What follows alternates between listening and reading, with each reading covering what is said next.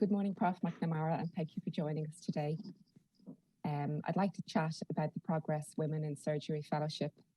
And I suppose a good point to start with is that despite more than 20 years of gender parity among medical graduates, female consultant surgeon numbers in Ireland still remain low. And why do you think there is less female representation within this career path in Ireland? Well, thank you for inviting me, Alison, and it's a pleasure to speak to you this morning. I suppose it's a complex issue about why there are fewer female surgeons than male surgeons.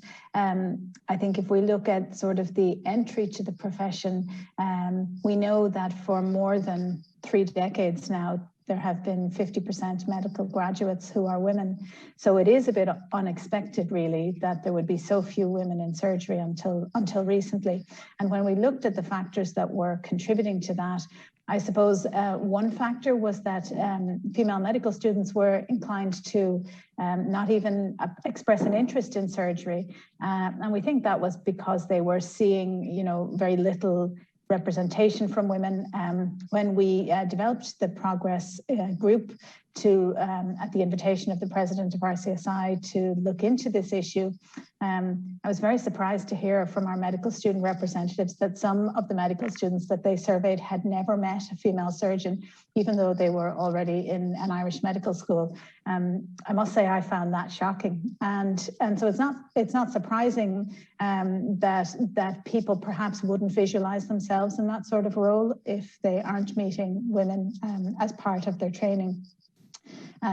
When we did the work with the Progress group, we found that, in addition to those barriers to entry, which seemed to be self-imposed in that people ruled themselves out as opposed to maybe exploring surgery, trying it out and seeing if it was for them.